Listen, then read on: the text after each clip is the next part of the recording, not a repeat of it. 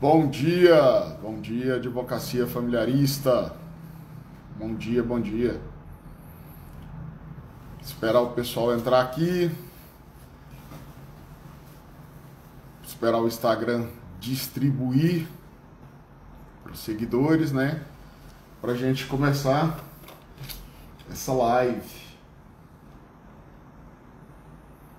Vamos lá.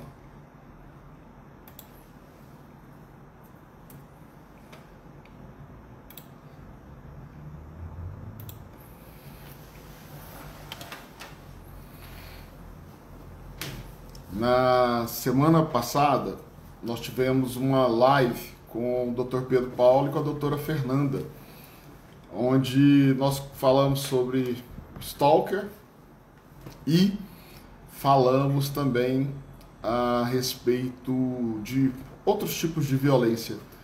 E aí, tanto o doutor Pedro Paulo quanto a doutora Fernanda falaram da importância de a gente chamar aqui psicólogas para falarem a respeito de como identificar esses sinais de violência contra a mulher. Aí eu já falei, pô, já que vai identificar contra a mulher, vamos identificar também contra as crianças, né? Que é um assunto muito relevante que sempre aparece aqui no escritório. Então, o tema hoje é focado nisso, de como identificar essa violência psicológica que acontece contra mulheres, contra crianças, e que muitas vezes a vítima nem sabe que está passando por esse processo. Então vou adicionar aqui, estou vendo que os convidados estão chegando.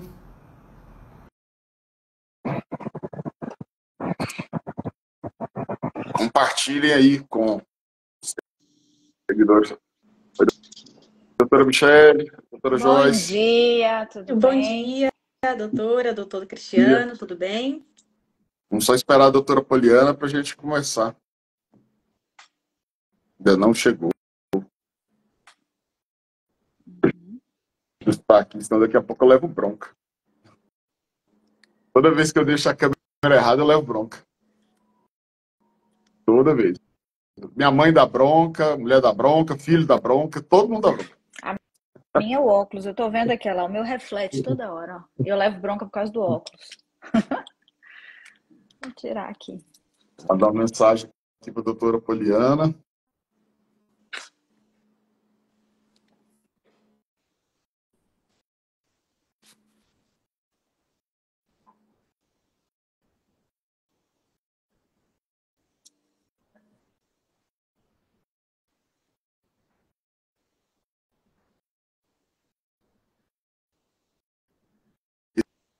Esse tema de hoje assim, eu falo que todo escritório de advocacia tinha que ter uma psicóloga de estimação, porque não funciona, simplesmente não funciona.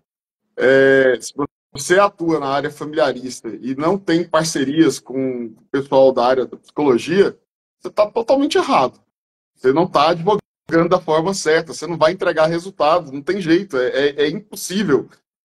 Se não tiver esse diálogo, não tiver essa condição de você fazer essa mistura, né, essa interdisciplinariedade, não funciona. Simplesmente não funciona. Durante um período da minha advocacia, eu até advoguei sem essa parceria. E eu percebi que a entrega não funcionava. Não funcionava. Mas eu vou voltar aqui, ver se a doutora chegou. Se ela não chegar, a gente vai começar, e quando ela chegar, ela dá o sinal aqui e entra. Ainda não chegou, então vamos começar. Vou apresentar. Não, quem vai apresentar vai ser a doutora Joyce. Vou apresentar a doutora Joyce. A doutora Joyce é uma colega brilhante, trabalha muito, é uma máquina para entregar resultado aqui dentro da Comissão de Direito das Famílias, advogada familiarista, parceirona nossa aqui. A gente pede um negócio para ela, passa um pouquinho, a gente olha e já tá a resposta. Ela fala, caramba, mas nem terminei de pedir.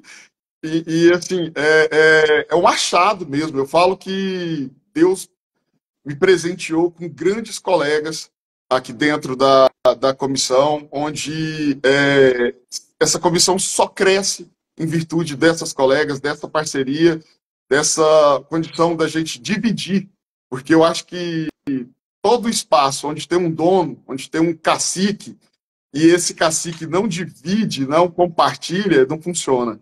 Então, aqui eu sempre fiz questão de compartilhar e, graças a Deus, as escolhas foram muito certas.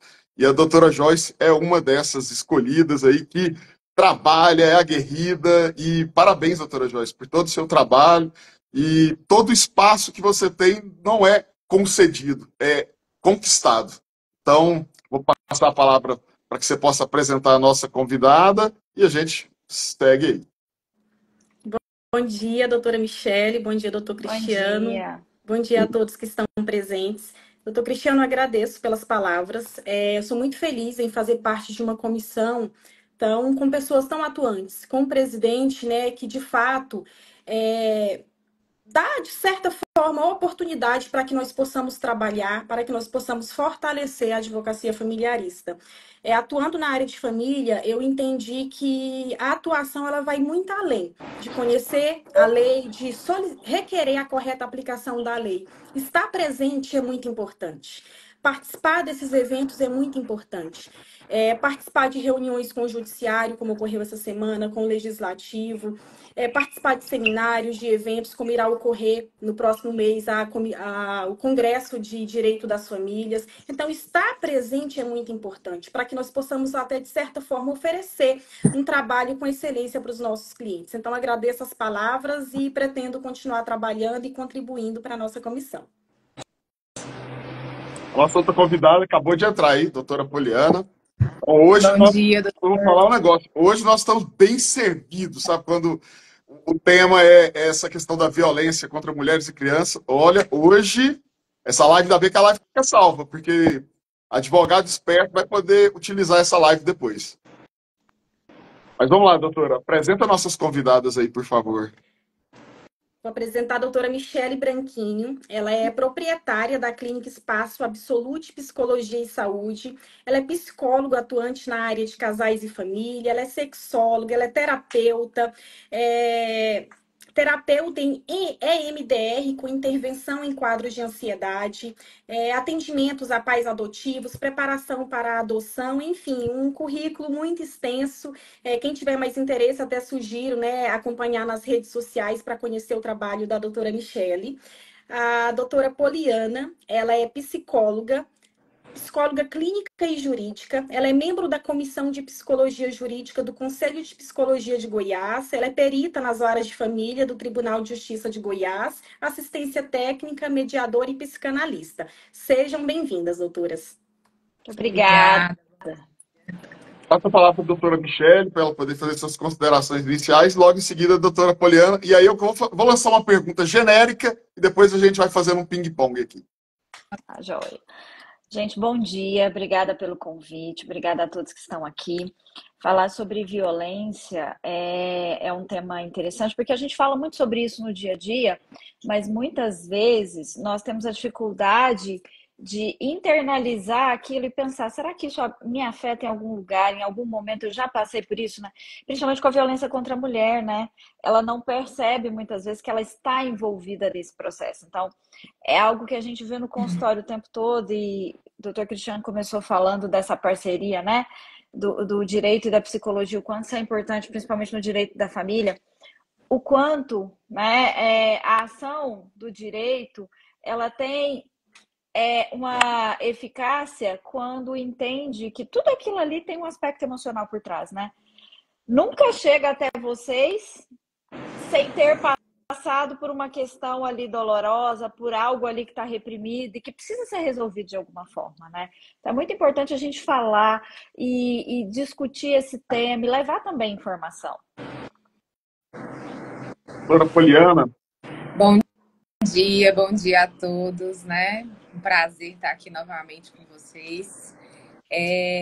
Já que a doutora Michele começou a falar aí dessa violência contra a mulher, né?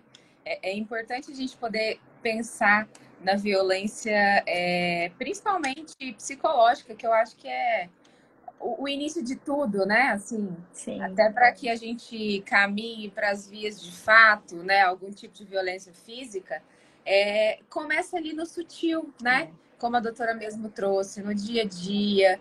E a gente não vê isso só, né, nas mulheres. Aliás, o fator violência é um sintoma contemporâneo, é um sintoma, nem falo contemporâneo, é um sintoma que nos aflige e é um desafio para nós há muito tempo, né, de fato.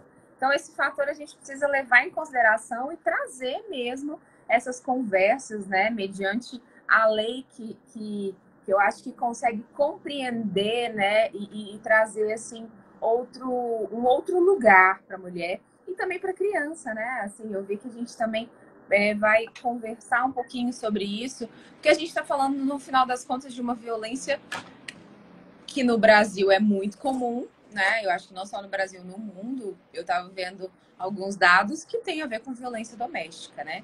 Então, a partir daí, eu acho que a gente tem muita coisa a conversar, né? E tentar entender como que tá isso tudo no dia a dia, e principalmente de vocês, colegas, do direito, porque imagino que é o que vocês recebem diariamente nos escritórios, né? E na convivência aí com os clientes.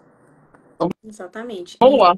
Como eu falei, só complementando, Oi, pode falar. só Desculpa. complementando, é um assunto que nós devemos falar diariamente. Nunca é demais falar sobre violência doméstica. É um assunto que deve ser levado para dentro das escolas, deve ser falado nas reuniões familiares, porque muitas situações que até pouco tempo eram normalizadas, falando sobre violência doméstica, muitas mulheres passaram a entender que aquela situação não era normal, que é uma violência psicológica, e falar desse assunto nunca é demais. Para que toda a sociedade, para que a sociedade como um todo passe a entender o que é a violência doméstica e não normalizem mais determinadas situações. É isso aí. Agora eu vou lançar uma pergunta bem genérica. Vamos conversar com a doutora Michele, depois a doutora Poliana, e aí eu passo a palavra para a doutora Joyce para ela depois seguir com algumas perguntas. Mas essa é a bem genérica mesmo. Quais são os sinais mais comuns de violência psicológica nas mulheres e nas crianças? A gente sabe que são sinais distintos, mas eu gostaria de saber os sinais mais comuns. Por quê? Porque é como a doutora Joyce falou, a maioria das pessoas nem sabe que aquilo é violência. E tem muitas pessoas que estão praticando a violência que não sabem que estão praticando a violência. Então é importante, porque às vezes um pai está praticando a violência e não sabe. Então é importante que vocês falem isso até para esclarecer e para levar consciência para as pessoas. E é interessante a gente falar disso porque você usou uma coisa interessante, um pai que comete violência e não percebe, né? Uma violência com uma criança, por exemplo, que é muito comum, mas os pais não percebem, é a comparação com outras crianças. E isso acontece assim, com uma naturalidade. Ela tá vendo? O fulaninho corre mais que você. Ah lá, ó, acompanha lá, o outro tá fazendo isso. Isso é um tipo de violência que vai moldando a criança, e essa criança vai crescendo com essa constante sensação de comparação e até de inferioridade, né? Uma das grandes demandas que nós temos hoje dentro do consultório são pessoas com problemas de autoestima. E a autoestima é a imagem que você tem de si mesmo. Essa comparação na infância vai moldando essa autoestima de forma negativa. De que ele não consegue, ele não é capaz, ele vai sempre fazer e nunca vai alcançar. E isso é algo, tanto homens quanto mulheres, né? Os adultos que foram essa criança que teve essas comparações, e sem contar disso a gente vai para outros, né? Maiores ainda, que é o insulto. Talvez aí também a gente pode falar da humilhação, a chantagem emocional. Isso tudo vai acontecendo, não que isso não aconteça com as mulheres, isso também acontece, né? Mas um dos pontos também que a gente pode citar, além desses, pensando nas mulheres, é o isolamento. Não posso me relacionar, ele tem ciúme, ou que eu saia com as minhas amigas, e assim vai, né? Mas uma coisa importante da gente pensar sobre os sinais é que tem uma coisa interessante, que eu sempre falo isso para as pessoas. Prestem atenção que nenhuma violência entra na nossa vida de uma vez. Por quê? Quando você percebe aquela violência brusca, grande, o seu cérebro já trava, né? A neurociência explica isso. A gente nunca aprende nada grande. Nós aprendemos de pequenos passos. Então, quando uma criança começa a desenvolver ali, ela começa a comer, por exemplo, você vai para a papinha, depois você vai para alimentos sólidos, aí são alimentos específicos, e assim a gente vai desenvolvendo. Então, o cérebro tem isso. O nosso cérebro aprende com pequenas mudanças, né? Quero fazer dieta, quero fazer atividade física, tudo isso o cérebro ele vai aprendendo com pequenas mudanças. Então, por que a violência entra? Porque ela é sutil, porque ela é pequena e é aos pouquinhos, e a gente não vê isso. Então, é um controle que começa aqui, é um isolamento. Eu não gosto daquela sua amiga. Você não pode conviver com aquela pessoa até a gente chegar numa chantagem emocional e muitas vezes até num gaslight, né? Que hoje é um termo até que está muito popularizado, mas as pessoas não entendem bem o que isso significa, né? O gaslight, na verdade, ele está ligado a essa questão da violência extrema, né? Que chega num processo de isolamento. Então, quando a gente pensa nos sinais, nós temos que pensar no seguinte: eles são pequenos e vão crescendo. E é gradativo. E por que eles entram na nossa vida? Justamente por isso. Porque eles são sutis. Porque nosso aprendizado, ele é aos poucos. E normalmente, quando a gente vê a violência, aquilo já acontece talvez até anos. A doutora Poliana talvez até possa também ter casos assim. Eu tenho casos aí de pessoas que perceberam a violência, por exemplo, da infância, com 30 anos de idade. Sim, sim. Outras, né? Assim, mulheres que passaram ali 10 anos num relacionamento e não percebiam, né, doutora? Exatamente. E o interessante que a doutora trouxe também, para a gente poder pensar, é que, assim, quando a gente fala de violência psicológica, de qualquer ordem, né, assim, contra a mulher, contra a criança, né, a doutora, inclusive, trouxe, né, esse presente nas escolas. A gente vai, né, em um momento ainda essa semana, com vocês falando sobre alienação parental, que também é um tipo de violência, né, caracterizado Sim. e muito comum, né, naquele cenário, naquele contexto de divórcio, enfim, nas famílias. Então, assim, trazendo, a gente está conseguindo nomear hoje, né? Eu até brinquei. Muita gente fala, a gente está numa geração do mimimi. Não sei se é isso, né? Se tem a ver com mimimi, mas que a gente está conseguindo nomear, eu acho que isso é importante já. Sim. Porque são nomes que a gente tem dado para questões muito antigas, né? Então, assim, quanto tempo nós mulheres, aí eu me incluo também, né, doutoras? Nós mulheres fomos vítimas de uma certa forma em casa, na infância ou na escola, né? Na escola a gente dá o nome de bullying, né? Então, assim, no trabalho, né? Temos aí os acessos. Nos nossos contextos, a gente tem sinais e nomeações para tipos de violência, quer sejam psicológicas e quer sejam, né? Eu gosto de começar, não puxando a sardinha para o nosso lado, né, doutora Michele? Mas é onde tudo começa. E quando a gente fala de qualquer tipo de transtorno mental, a gente está falando daquilo que é sutil, que é assim, sabe? E que no caminho. começa na infância, né? Nossa, sim. E o quanto é interessante a gente poder ter esses espaços para poder conversar, porque, assim, por exemplo, a gente está num mês de uma campanha, né? Nacional, mundial, que é o Setembro Amarelo. Nada mais, né, do que a gente pode dizer, com certeza, certamente, algum tipo de violência, esse potencial, né, suicida, ou enfim, teve. Por quê? Porque a gente está falando de questões que podem gerar também uma depressão, ansiedade, transtornos, assim como a doutora Michele trouxe, né? Então, assim, a gente está falando de uma sutileza de comportamentos diários, né? De piadinhas, né? De algumas humilhações que eu falo assim, de desdém mesmo, sabe? Não valorizando aquelas palavras que desvalorizam, ou o simples fato de não valorizar e não perceber o outro. E a gente está numa sociedade em que tudo é muito rápido, é muito ágil, e essa percepção ela não digamos assim, incentivada, né? Ou melhor, treinada. Vou usar a palavra treinada, não sei se é a melhor palavra nesse momento. Mas a gente perdeu essa possibilidade, né? Ou essa habilidade de enxergar, porque assim, tempo não temos, né? E assim, nessa agilidade toda, passa despercebido muita coisa, principalmente no comportamento do dia a dia, né? Quer seja de violência, quer seja de algum comportamento inadequado com o outro, né? E que, de uma certa forma, abusa ou invade esse território, que geralmente é sutil, né? E a gente está falando de subjetividades, então a gente está falando dessa sutileza mesmo dos dias, né? A doutora Michele tá até de amarelo aí, Tô. né? Eu percebi a mensagem subliminar.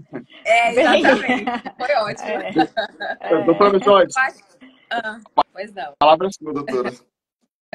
Sobre essa questão da sutileza da violência psicológica. Fala muito sobre a violência doméstica, o que nós costumamos ver nas mídias, né, nas redes sociais, e a violência física, que é aquela que é mais perceptível. Inclusive, eu trouxe alguns dados para nós entendermos a gravidade da questão da violência psicológica. Eu trouxe alguns dados, da 10ª Pesquisa Nacional de Violência contra a Mulher, que foi realizada em 2023. Na pesquisa, constou que 3 a cada 10 brasileiras já foram vítimas de violência doméstica. E a pesquisa apontou que a violência psicológica é a mais recorrente, em 89% dos casos. Então, essa questão da sutileza, de demorar da mulher ter uma dificuldade maior em perceber que está sendo vítima da violência psicológica, nós devemos tratar muito sobre esse assunto, porque a violência física é mais perceptível, uma violência patrimonial, dependendo, é mais perceptível. Daí a importância de falarmos sobre a violência psicológica. É aquela questão que eu falei no início, de que questões que eram normalizadas há pouco tempo. As mulheres achavam que eram situações normais, falando sobre a violência psicológica, hoje elas entendem, né, que de fato estão sofrendo esse tipo de violência. Uma situação muito comum que ocorre aí nos nossos escritórios, o doutor Cristiano pode inclusive complementar, é quando nós recebemos uma cliente no nosso escritório, ela tem intenção ali em se divorciar. Quando tem filhos menores, uma situação que ocorre muito é aquela ameaça, falando que se ela prosseguir com o divórcio, ela vai perder a guarda dos filhos. Outra situação que ocorre, quando existem bens para serem partilhados, que se ela sair de casa, ela vai perder o direito a esses bens. E nós, advogados familiaristas, nós vamos orientar no sentido, né? O que a lei prevê referente à guarda, que o fato de sair de casa não faz com que ela perca esse direito à partilha de bens, que ela não vai perder a guarda dos filhos. Então, essa situação jurídica nós já orientamos inicialmente. Quando a mulher entende que, de fato, a lei, né, ampara em todas essas situações, surgem outras questões. Uma situação que ocorre muito é quando eles fazem parte de alguma religião, por exemplo. Normalmente o homem usa essa questão de que a religião não permite o divórcio. Ele começa a falar que a mulher não vai encontrar ali outra pessoa, né, semelhante a ele. Então, para a doutora Michele e a doutora Poliana, nessas situações, como advogada, eu percebo que a mulher está sofrendo uma violência psicológica, mas ela muitas vezes não percebe, ou quando percebe, ela não aceita que está sofrendo esse tipo de violência. Então, como que o advogado pode orientar a mulher a buscar um auxílio psicológico para ela entender que está passando por uma violência psicológica? Essa questão da percepção, ela é muito interessante da gente pensar, porque é muito sutil, como a gente já falou aqui várias vezes. Essa palavra sutil, ela sempre vem agregada quando a gente fala de violência, né? Não tem como não perceber isso. Eu sempre, essa semana mesmo, eu conversando com um advogado, nós falamos sobre isso, que ele me contando que ele orientou uma cliente, onde ele usou uma fala que eu trouxe para ele, que foi sobre o medo e a culpa. Dá uma nota de 0 a 10 para o medo que você tem e dá uma nota de 0 a 10 para a culpa que você sente. E com relação a quê? Né? E quando você leva a pessoa a refletir sobre isso, ela começa a perceber, poxa, eu tenho mais medo dessa pessoa do que admiração, ou amor, ou interesse por essa relação. E isso isso vai trazendo consciência, né? Porque nós mudamos quando nós temos consciência. Nós temos força para buscar os ajustes necessários para a nossa vida quando nós temos consciência. E o medo, ele é uma emoção primária da nossa vida, é necessária, porém ele não pode ser o nosso regulador. E isso até, assim, vou fazer um link aqui, vai sair um pouquinho da sua pergunta, mas tem uma coisa que eu falo muito para os pais: o medo não é instrumento de educação. Nunca foi, nem nunca vai ser. E a gente tem essa tendência, né? Ah, se você fizer isso, eu vou tirar tal coisa.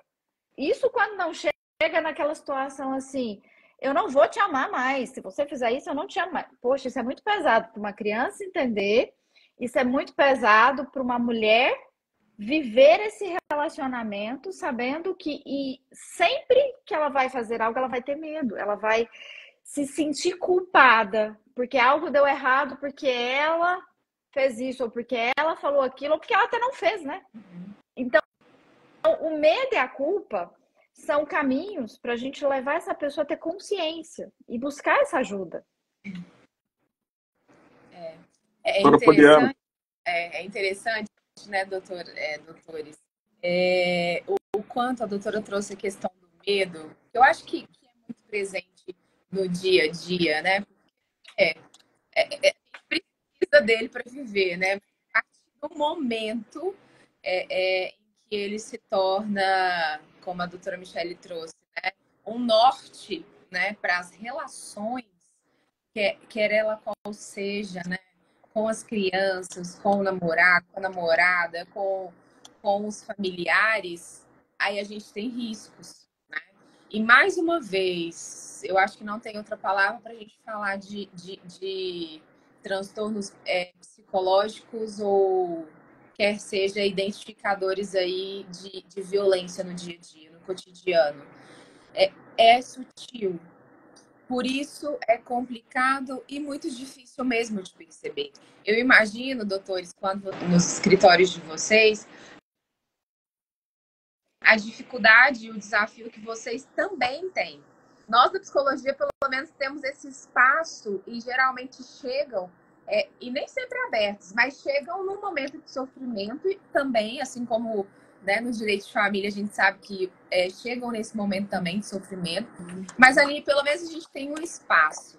Trazendo o que a gente conversou ainda essa semana junto com vocês, nós, não só da psicologia, mas eu entendo que vocês, do direito de família, pelo que eu tenho percebido das experiências que a gente tem caminhado, vocês também têm um desafio muito grande de informar, de contribuir nessa consciência, né? Não é simplesmente o cliente chegar e simplesmente você fazer o que você entendeu, aquela queixa, né? A gente brinca muito na psicologia que tem a queixa e tem a demanda. Vamos tentar entender o que está chegando. Tá chegando aqui uma criança com muita ansiedade, com uma ansiedade generalizada, e vamos lá dar os nomes que a gente consegue dar hoje. Só que vai num ambiente familiar, é um ambiente extremamente violento, onde essa criança não tem espaço para se manifestar, para se expressar, para poder dizer o que ela quer. Por quê? Às vezes, sim, como a senhora trouxe, nem os adultos conseguem identificar que esse ambiente é violento. Sim. Quem é essa criança para falar, né, nesse cenário? Então, o que ela pode é gerar sintomas. E os sintomas vão só crescendo e aumentando a partir do momento que começam a prejudicar, né, os relacionamentos. E aí sim, aí é quando a gente recebe, né, doutora, as crianças problemas das escolas, as crianças problemas, né, das atividades extracurriculares, né? E, enfim, vamos aí, né, as manifestações dos sintomas, mas esse sintoma foi produzido, e não foi produzido longe, não. Foi ali dentro mesmo de casa, né? Então, assim, a gente costuma dizer, eu falo, né, tem alguns teóricos que dizem que a criança é o sintoma da família. Então, assim, se tem uma criança problema, a gente tem uma família que precisa de cuidado também. Né? De uma mulher que muitas vezes está sendo violentada. E não vou longe, às vezes o homem também, né, de alguma forma, não tem sido escutado, enfim. Então, assim, como diz, né? Cada um, como diz Caetano Veloso, na verdade, né? Cada um sabe a dor e a delícia de ser quem é. Então, assim, quais são os desafios que cada um de nós estamos tendo para poder manifestar aquilo que a gente quer ser? Tudo bem que a gente vive numa sociedade e não é tão assim. A gente tem normas, tem regras, tem padrões, né? Agora, esses padrões, né, doutora? A doutora Michele trouxe muito bem. Eles não podem servir de comparações, né? Assim, eles só podem servir realmente, assim, de um formato, mas é fulano, né? Então, aquela fala que às vezes a gente traz das mães, né? Mas você não é igual a todo mundo. Que legal que não é. E que bom que as mães conseguem dizer isso para os filhos, né?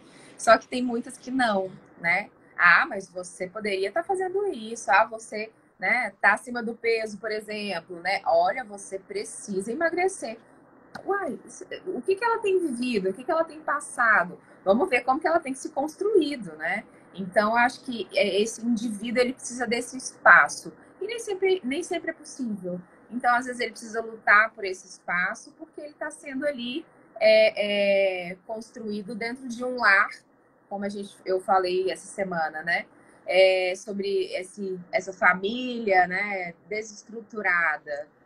Vamos pensar que não é uma família desestruturada, existe uma dinâmica diferente dessa família e que ali também pode ter a construção de pessoas e de cidadãos importantíssimos, né? Então, assim, a gente fica muito nas idealizações e esquece de olhar ali para o nosso contexto.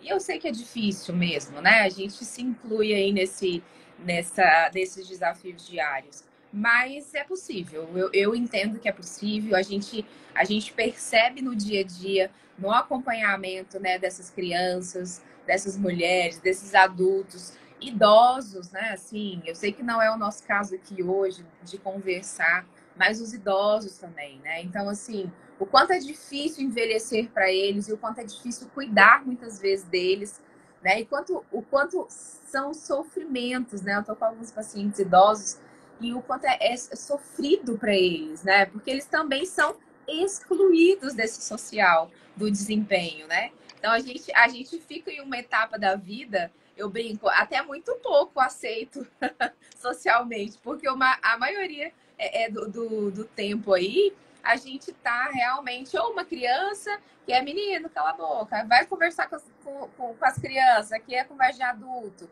Então, assim, são coisas tão sutis e que são culturais, que a gente repete sem pensar, que isso vai gerando sintomas e por isso a gente chega onde chega aí. Voltando ao Setembro Amarelo, né? Um índice altíssimo de suicídios, que geralmente está ligado a transtornos psíquicos, né? Ou uma depressão, ou um transtorno bipolar, né? Geralmente está ligado a algum tipo, e raramente é algum tipo não tratado, não percebido, não visto, né? Então, acho que a gente precisa começar a olhar isso todo dia. Não é só setembro, não é só, né? É todos os dias, realmente, temos essa importância. Mas, enfim, vou parar aqui. Né? Você falou de uma coisa interessante aí, que também, eu acho que entra também as adições, né? As dependências que se desenvolve para fugir das dores do dia a dia, né? Você falando dos idosos, me lembrou de um livro que ele se chama 5 Maiores Arrependimentos Antes de Partir. A autora é uma enfermeira, né? E ela é uma enfermeira que trabalha com cuidados paliativos, e um dos medos que ela traz é justamente esse, de eu gostaria de ter vivido uma vida fiel a mim e não ao que os outros esperavam de mim. E aí isso começa na infância, mas a gente vê os idosos falando disso. Sim, né? sim. Chegando lá no final da vida, já pensando nisso. Poxa, como eu queria ter vivido uma vida fiel a mim. E esse é o que ela considera, dos 5 medos, dos 5 arrependimentos que ela traz, ela considera o maior. Por quê? Porque nós fomos educados dessa forma e ao longo da vida nós fomos escolhendo os relacionamentos a partir do que nós fomos educados. Né? Porque também é uma questão que a gente precisa pensar sobre essa questão da violência psicológica contra a mulher, que muitas vezes ela escolhe as parcerias dela de relacionamento justamente pela infância que ela teve, por ter sido educada assim. Né? A gente vai repetindo, né, aquilo que a gente aprende, o nosso modelo inicial, Exato, né, doutora? exato. Então, Sim, assim, se esse lar, né, se nesse lar ou nessa família, eu não vou longe, às vezes só você vê uma base de violência na família, do início, né, daquela pequenininha ali que nasceu até o idoso. E, enfim, ou o inverso, no caso, né, que é de onde tudo começou. Então, assim, é extremamente importante a gente entender e ter esses diálogos, porque eu acho que é assim que a gente transforma socialmente. sim, É poder conversar sobre isso. E sim. hoje a gente tem as redes, né, podendo falar sobre isso, mas ainda tem algumas questões que são tabus, né? Então, assim, a gente vê que hoje a gente fala muito sobre a mulher, mas a gente fala pouco, por exemplo, sobre a violência com os homens, né? Então, assim, Sim. tudo isso acontece e é real. E a gente precisa levar em consideração e ter muito mais momentos como esse aqui para poder conversar e compartilhar aquilo que a gente. Eu quero até fazer uma live sobre violência contra os homens. Eu sei que eu vou ser expurgado dentro da OAB, porque alguns assuntos, eles não são bem-vindos na sociedade. É Eles verdade. não são bem-vindos. E esse é um Hoje, deles, você né? fazer qualquer movimento falando de que seja algum tipo de proteção ao homem, você não é bem-vindo. Você não é bem-vindo. Então, assim, mas eu não estou muito preocupado em agradar o mundo, eu sou mais preocupado em trazer informações úteis, né? Então eu penso em fazer algo desse sentido. Vou programar isso, a gente vai ter lives extras agora, à noite, terça e quinta à noite a gente deve fazer lives extras. Eu vou fazer uma live sobre isso, a respeito da violência contra o homem, da violência psicológica contra o homem dentro das relações. Mas eu tenho uma questão que eu gostaria de falar, antes de passar a palavra para a doutora Joyce. Eu acho que o sistema judiciário brasileiro, ele trabalha de um jeito totalmente errado quando diz respeito às violências, tanto contra a mulher quanto contra a criança, principalmente criança. O estudo psicossocial, ele acontece no meio do processo. É um absurdo. Olha só como que ao meu ver, como deveria ser. Entrou com um caso, o juiz dá um despacho já nomeando uma perita. O processo deveria começar com a perícia. Então, o primeiro ato processual deveria ser a perícia. Então, feito a perícia, e se tiver um pedido de urgência, de tutela de urgência, então faz uma escuta. Uma sala especial onde essa criança vai ser escutada para decidir a tutela. Juiz, advogado, não tem qualificação para poder fazer isso não, gente. Não tem. Só se tiver formação na área da psicologia. Aí até respeito, mas eu não conheço quem tem. Esse juiz que tem essa formação. Então o juiz deveria... é uma tutela de urgência. Então eu vou colocar aqui a perita Michele, que vai analisar, vai ouvir essa criança e vai me dar um laudo para eu embasar a minha decisão. A Michele tem 24 horas para fazer isso.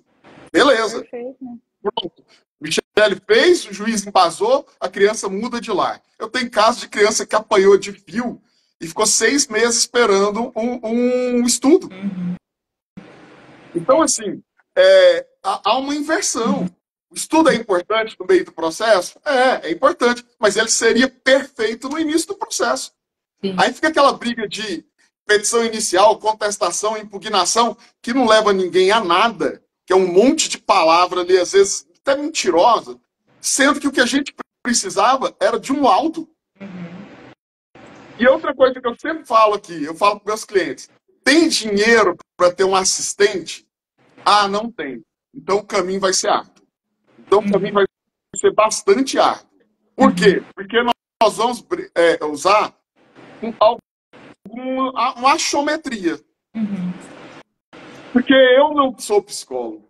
Eu não consigo detectar algumas questões do perfil psicológico da criança. Eu não consigo detectar a dor daquela criança. Eu trabalho com o meu feeling. Mas o meu feeling não foi trabalhado ao longo de 5 anos, mais pós-graduação, mais isso, para eu poder pegar detalhes da psique, né? Então, o que eu falo, agora tem condições? Então, beleza, tem essa lista aqui, ver qual que se encaixa, e aí vamos trabalhar e vai dar muito certo, e tem dado certo. Mas, assim, enquanto o judiciário não rever e colocar o estudo psicossocial como uma primícia, ali, algo o mais importante, e é o que vai definir todo o resto, esquece. A gente vai ficar vendo criança sofrer por 1, 2 anos e de mãos amarradas, entrando com agravo, aí demora 6 meses o agravo, aí o processo cai numa fila. Enquanto o TJ não entender que psicóloga tem que ter carreira dentro do TJ, esquece, esquece. Sabe, esse quadro tem que ser um quadro gigantesco, de pessoas qualificadas, com especialização ali mesmo, dessa parte, e ter um quadro fixo. Enquanto não tiver isso, esquece. Nós não temos varas de famílias de verdade. A gente tem vara de família, né, para quebrar um galho. Mas para realmente resolver questão de violência, não temos. Não temos. É uma mentira, é um engodo. Quem meus clientes aqui que estão passando com esse problema sabem a luta que é. Eu despacho com o juiz toda semana. Toda semana eu vou lá. Eu não sou advogado de ficar via WhatsApp, de ficar por telefone. Eu gosto de ir lá, de olhar no olho, de falar da dor da pessoa. E não resolve. Por quê? Porque a estrutura não é assim. Então, assim, isso é só um desabafo, que isso me irrita pra caramba. Mas passar a palavra para a doutora Joyce, que ela está mais Só uma tranquila que eu. coisa nisso. Isso que você falou, doutora, é interessante porque essa inversão do processo, ela garante talvez a mudança da nossa estatística, né? A gente pode diminuir tragédias com isso. Muitas, né? Muitas, sim. Eu falo, né? Convivência aí também. A gente já chega no processo e muita coisa já aconteceu, muito estrago já aconteceu, né? Então, assim, você pode só fazer um retrato daquilo que está agora, né? Um recorte, assim, recorte de recorte, e os frutos de às vezes, uma violência aí, que nem falo só de anteprocesso, né? Mas que tem uma vida inteira. Então, já tem uma estrutura realmente comprometida e que aí são desastrosos, né, o que virá. Principalmente quando a gente recebe perícias da área família, mas com um desenrolar, né, com suspeitas de maus tratos ou com um desenrolar mais criminal. Então, assim, é desastroso, né? Assim, é sofrido para nós, né, quando entramos em contato com isso e ficamos ali de mãos atadas muitas vezes. O máximo que a gente pode fazer, às vezes, uma denúncia ou alguma coisa do tipo para agilizar um pouco mais, mas a gente fica de mãos atadas mesmo, né? Sim. E ali vendo e observando, né? Então, até que a gente finalize, escreva e o juiz tenha acesso a... Muita gente já sofreu, né? Muita gente já sofreu. Principalmente as crianças e as mulheres, no caso. Doutora Joyce. Sobre essa questão da atuação conjunta entre advogados e psicólogos para combater a violência psicológica. Um dos grandes desafios referentes à violência psicológica é identificar as condutas que caracterizam a violência psicológica. Então, para a doutora Michele, doutora Poliana, qual o primeiro passo para que as vítimas possam identificar a violência psicológica e qual a importância dessa atuação conjunta de advogado e psicólogos? Eu falo isso antes de ingressarmos ali com o processo judicial, porque durante o processo a situação pode já estar em uma questão aí quase que irreversível. Eu falo no início ali do processo, quando uma mulher toma a decisão ali de referente a um divórcio, para prevenir toda essa situação para não chegar nesse ponto aí mais grave de violência psicológica. Então, como que essa vítima, como que essa mulher pode identificar essa violência psicológica? Quais são os sinais que caracterizam a violência psicológica? Só um minuto. Agora eu vou dar uma de Pablo Marçal aqui. Vou fazer isso virar um recorte. Então, por favor, vocês vão fazer assim, ó. Mulher, se tá passando por isso, é violência, porque isso vai virar um recorte. Vou botar esse tempo em destaque na comissão. Então, por favor, olhem nos olhos dessas mulheres aí e falam, se você está passando por isso, e depois, doutora Joyce, eu já quero aproveitar essa sua pergunta para as crianças. Se vocês estão vendo isso, porque eu vou virar um recorte, tanto da fala de uma quanto da outra, para a gente poder fazer essa identificação assim, de forma mais clara. E da criança não é só a criança sofrendo violência por parte do pai, por parte da mãe também. Então, assim, para ajudar tanto o genitor quanto o genitor a enxergar isso aí. Então, Vai vamos, virar um recorte. então Então é vamos isso aí. lá. Olha lá, Qual o primeiro hein? passo? Qual o primeiro passo para a vítima, para a mulher identificar que está sendo vítima de violência psicológica?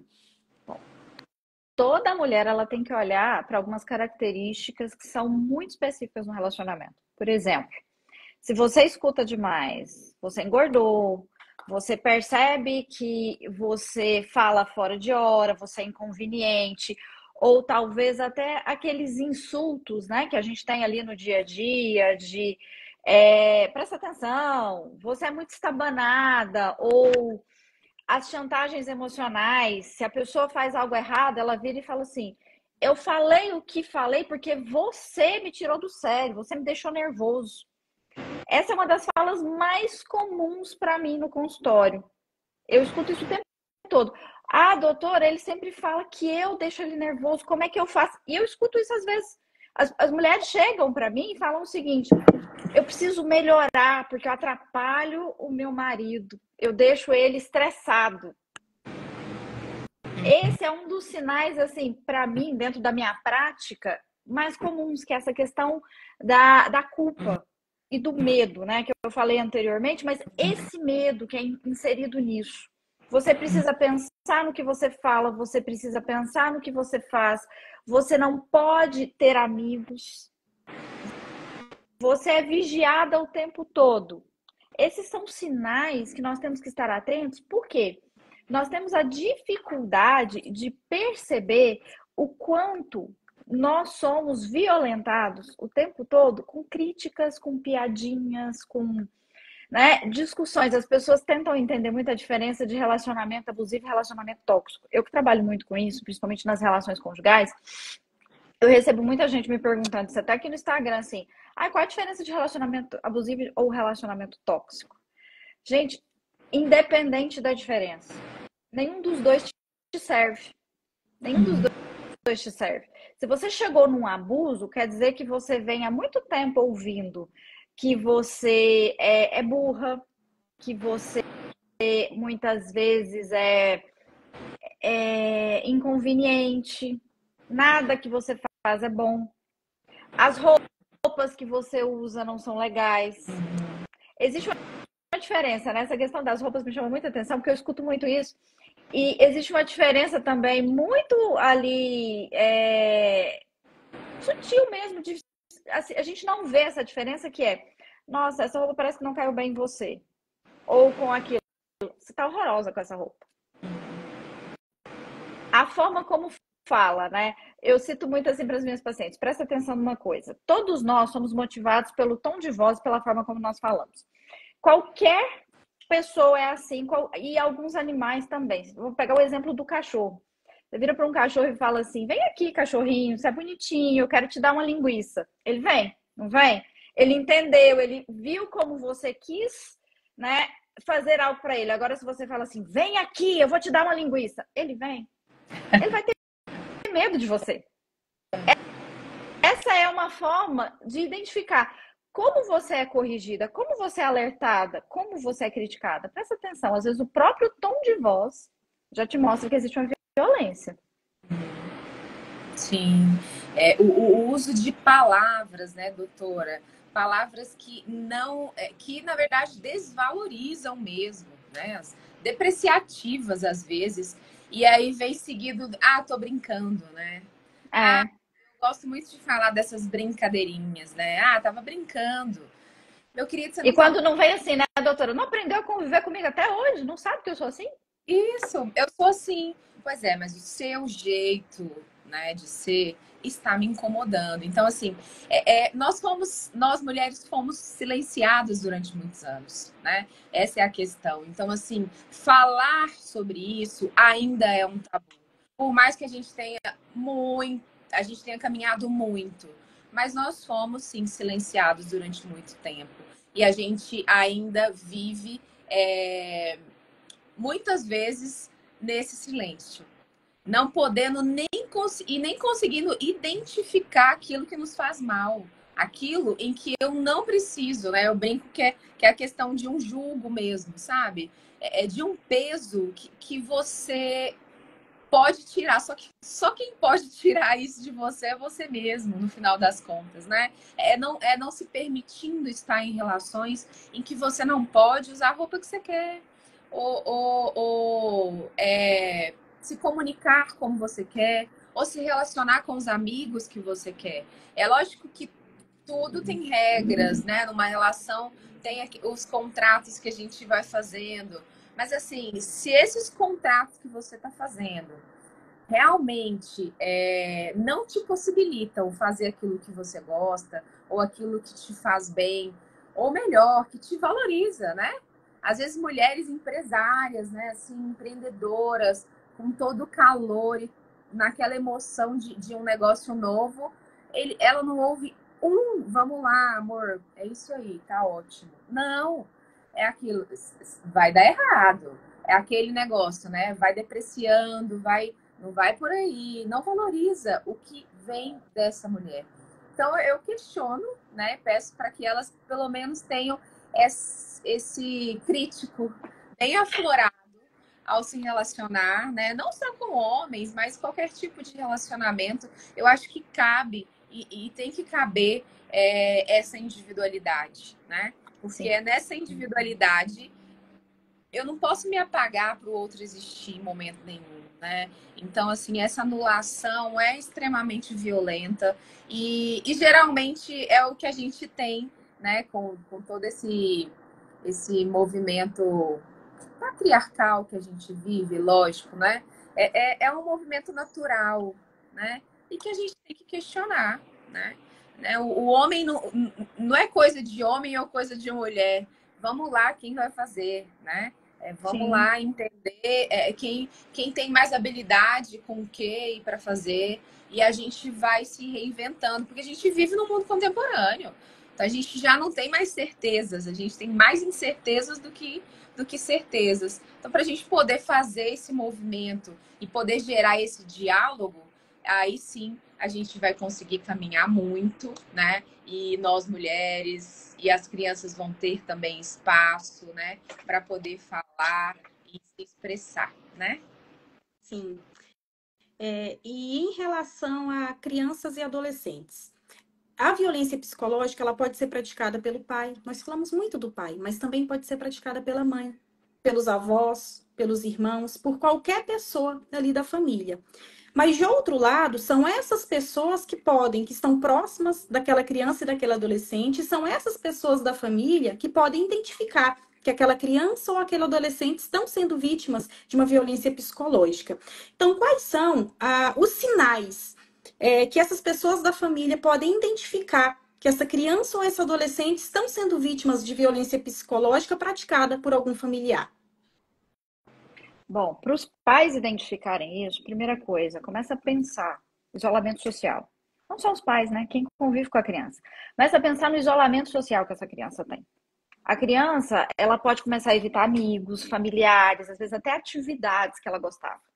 Ela começa a evitar. Então, você percebe essa violência através desse comportamento. Outra coisa, a agressividade e a irritabilidade. São dois pontos que muitas vezes a maioria das pessoas começa a pensar no TDAH, né? Não, o fulaninho é muito irritado, é muito agressivo, tem TDAH. E a gente recebe no consultório essa suspeita de diagnóstico o tempo todo e a gente chega na violência. Não é um TDAH, ou assim, não estou dizendo que não tenha, né? Assim, o diagnóstico ele é real, sim, só que nós também temos muitas crianças com suspeitas de um quadro de déficit de atenção e hiperatividade, mas que, na verdade, elas estão sofrendo violência e elas estão com dificuldade de aprendizagem na escola. Elas estão com dificuldade de relacionamento. E elas estão extremamente agressivas e, às vezes, até com uma rebeldia excessiva. Ela é desafiadora. Ela é desafiadora e ela foge do padrão normal de comportamento porque ela está com um sintoma e ela está mostrando esse sintoma. Então, se essa criança foge desse comportamento, e você começa a perceber, inclusive, algumas coisas regressivas que acontecem ali, né? Que são mudanças até repentinas. E, às vezes, essa criança pode ter ali 8 anos, você começa a perceber ela com comportamentos de uma criança de 5, de 4 anos. Ela começa a regredir. E isso às vezes até é um alerta para as escolas, porque as escolas podem perceber isso. São comportamentos, são formas, né, que eles são os recursos que ele tem, que a criança tem para se expressar. Então, realmente a questão do isolamento, a doutora falou e eu vou endossar, é extremamente importante. O que a gente ouve muito, né, com os adolescentes, os pais falam: eu perdi meu filho para o quarto dele. Ok. Gente, se o quarto é o único lugar que ele pode ser ele, fazer nada, né? Porque adolescente gosta de ficar ali. Então, assim, lá ele pode jogar, lá ele pode ficar no telefone, sem ouvir, às vezes, insultos, né? Ou de uma forma agressiva, né? Porque o adolescente, ele tá no momento de transição e de separação para ele entender quem ele é ali, uma mínima construção. Então, assim, ele vai vir com alguns comportamentos, né, bem opositores, né? Mas como a gente nomeia tudo hoje, né, doutora? Então, assim, inclusive é um TDAH, não, é um transtorno opositor, é um autismo. Então, assim, a gente também precisa entender que nomeações são essas que a gente está dando e o que a gente está fazendo com isso. Porque simplesmente pode ser um sintoma de uma família que precisa de cuidados, de uma família, né, que precisa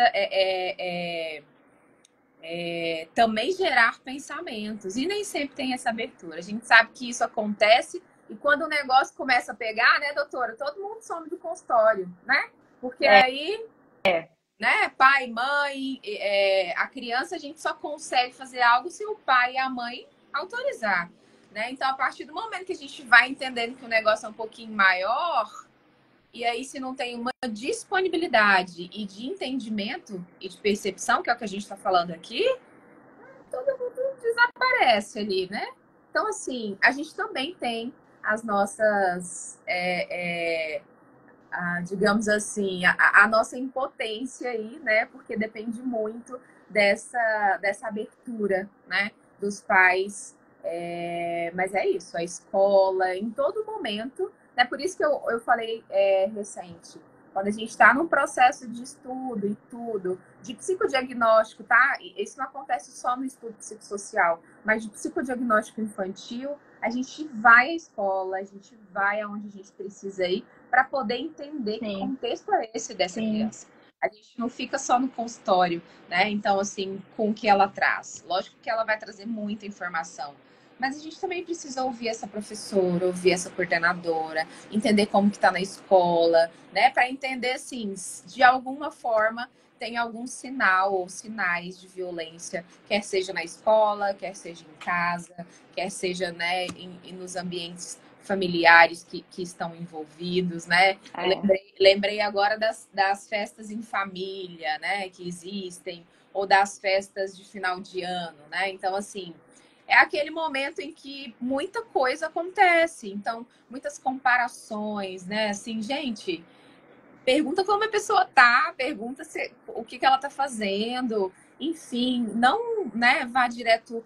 Ah, não, você tá diferente, é porque você tá com um peso maior, é porque seu cabelo não tá bom. E a gente tem um péssimo hábito disso, muita gente, né? Nossa, você tá tão bonita, né? Então quer dizer que os outras vezes não? Como que é isso? Então, assim, são essas comparações que não nos ajudam muito, né? Assim, vão atrapalhando um pouquinho o percurso e o isolamento acontece, né? Pelo menos a pessoa, né, vai começando a identificar, entendendo que ela não tem espaço ali para poder dizer e ser quem ela é, das escolhas, certas ou não, das escolhas que ela fez e que ela conseguiu fazer, né? Tem o afastamento, tem o isolamento. Sim. Tanto que o isolamento, né, doutora, voltando aí para o amarelo, é o principal sintoma de qualquer tipo de transtorno psíquico. Sim. É o principal. É o principal. Então, a gente precisa salientar isso para que todos nós possamos ficar em alerta, né? E a sutileza com que tudo acontece no dia a dia, nessa loucura que a gente vive. Eu acho que é um caminho importante para a gente poder pensar. E eu tenho uma verdade comigo nisso, que é o seguinte, assim, criança tem problema, adolescente tem problema? Tem. Mas criança e adolescente tem mais família que problema. Se a gente entende isso e cumpre o nosso papel, nós amenizamos os erros que vão acontecer, a gente erra, né? É claro, como pai, como mãe, a gente sempre vai errar, como família, a gente sempre vai errar, mas a gente entende o nosso papel nesse processo e que a família tem um papel muito importante na construção desse indivíduo, nós diminuímos os problemas, né? Com certeza, né? E a gente acaba recebendo nos consultórios sempre famílias, né? Muito, né? Sim. Independente de quem seja, que o indivíduo chega às vezes na clínica sozinho, mas ali ele traz a família inteira, né? E geralmente o contexto é pai, mãe, irmãos, tios, avós. Então, esses são os contextos, né, que a gente realmente atende. E geralmente, né, os desafios aí que a gente tem até para qualquer tipo de transformação, né, na vida, na nossa vida, inclusive, né? Eu sempre falo que as soluções são individuais, os problemas andam em bando. Então, quando Boa. o problema está ali em um, está na família toda. Mas, pessoal, olha, está chegando aqui nosso final. Eu agradeço muito, acho que foi muito esclarecedora. Eu vou passar para vocês falarem rapidinho para a gente poder encerrar, para a gente não perder essa live, né? Que eu preciso desse material. Então, vou passar a palavra para a doutora Joyce, para a doutora Poliana, e depois encerro com a doutora Michele. Mas, de toda forma, eu gostaria muito de agradecer a vocês. A gente, como eu falei, eu vou tentar fazer vários recortes disso aqui. Agradecer todo mundo que esteve aqui, que passou um pouquinho. Vou mandar essa live para todos os grupos, para que as pessoas assistam, que eu acho que advogado, sem esse parâmetro da psicologia, pode ir para o tributário, pode ir para o consumidor, pode ir para outra área, mas que para a família não serve. Mas é isso. Doutora Poliana, doutora Joyce, a palavra é sua, vamos fazer o encerramento. Doutor Cristiano, doutora Michele, doutora Poliana, muito obrigada pela troca de informações, foram informações valiosas. E mulheres, crianças, família em geral, não normalizem a violência psicológica, busquem informações. Vocês precisam entender o que é violência psicológica. Nós precisamos diminuir esses índices, que inclusive eu citei no início da live, diminuir esses índices de violência. E é buscando informação, é tendo conhecimento, não somente a mulher, mas toda a família, que eu entendo que é possível diminuirmos esses índices de violência. Muito obrigada pela troca de informações. Que bom. É isso mesmo, né, Joyce? Assim, nós precisamos entender o que está acontecendo ao seu redor, na verdade, né? Como você tem se comportado, ou como as pessoas que estão ao seu redor se comportam, né? Eu costumo dizer assim, informação hoje a gente não falta, né? O tempo todo a gente tem, mas assim, será que você realmente... Eu acho que a doutora caiu. Será que realmente as informações que você tem recebido são informações que estão suficientes para a sua vida, né? Porque eu costumo dizer que a vida, geralmente, ela pode ser melhor do que ela está sendo, né? Então, assim, se perceba, né? Se você está entendendo que tem um contexto que está estranho, pergunte para uma amiga, para um colega, né? Vá atrás de informação, porque realmente o cenário pode ser bem melhor do que você está vivendo, né? Não normalizem, não vamos banalizar também, né, todas essas nomeações que a gente está falando. Nomeações são importantes, mas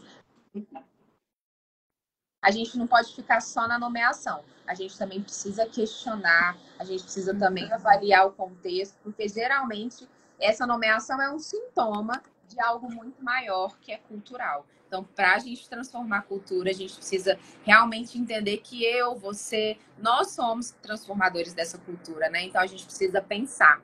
Então, esse pensamento precisa acontecer todos os dias. Muito obrigada a todos, né? Muito obrigada, doutor Cristiano, doutora Joyce, né? Doutora Michele. Né? Muito obrigada, né, por estarmos aqui podendo falar sobre isso, e estamos aí à disposição, né? Eu acho que o direito de família realmente, doutor, como eu brinquei, né, vai para o tributário também, né, vai para outra área, mas na área de família a gente tem que acolher essa complexidade que é, né, o sistema familiar que nós temos hoje no contemporâneo, né, e todas as suas dinâmicas. É isso aí. Gente, eu quero agradecer, né, a oportunidade de estar aqui. Um papo muito legal e uma troca de experiência, né? A gente aprende nessas conversas e toda vez que eu entro em algo assim, que eu entro em uma live, uma discussão como essa, eu saio com os meus aprendizados. E aqui hoje eu saio com vários aprendizados. Eu quero deixar só uma mensagem para vocês. Tem uma coisa que eu sempre falo e que eu acredito muito, que é a relação ideal para nós estarmos, e para você, mulher, a relação ideal é aquela que você pode sair dela a qualquer hora. Por quê? Porque se você está numa relação que você pode sair dela a qualquer hora, é porque você escolheu estar nela. Não é porque você é dependente emocionalmente, você é dependente financeiramente ou até fisicamente de alguém. Então, se você escolhe a sua relação e você sabe que você pode sair dela a qualquer hora, quer dizer que você quer estar nessa relação e você quer construir isso, e essa pessoa também faz isso.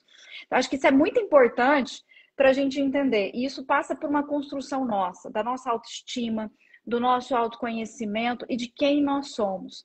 Então, se eu decido estar num relacionamento, é fantástico isso. O dia que você chegar nesse nível, entenda que a sua relação é a relação mais saudável. Eu sei que isso assusta, né? Eu posso sair dela a qualquer hora. Sim, você não quer sair dela, porque é uma relação boa. Você não está presa nela. É diferente. Então, nós precisamos pensar sobre isso para que nós possamos vencer a violência que acontece de forma sutil e muitas vezes é arrastada, né, ao longo do tempo. E para os pais que estão aí, né, nesse processo de educação, que eu acho uma missão maravilhosa, uma das melhores missões da minha vida essa semana, é algo da construção. Nós precisamos aprender a construir. E é isso, nós construímos juntos. Mas para construir algo, nós temos que ter um alicerce. Se você não está bem, você não constrói nada bem. Então a gente tem que pensar nisso, né? A família, ela é uma casa. E a casa, ela tem um teto, que são os pais. E dentro dela estão os filhos. Se esse teto cai, ele cai em cima de quem? Então nós temos que estar muito atenta a isso, né? E eu acho que essa reflexão serve para o nosso dia e vamos construindo dia a dia a nossa história, né, de forma natural e saudável. Então é isso. Muito obrigado a todo mundo e até a próxima. Valeu, gente. Obrigadão. Tchau, tchau. Obrigada. Tchau. Tchau, gente. Tchau, tchau. E a todos.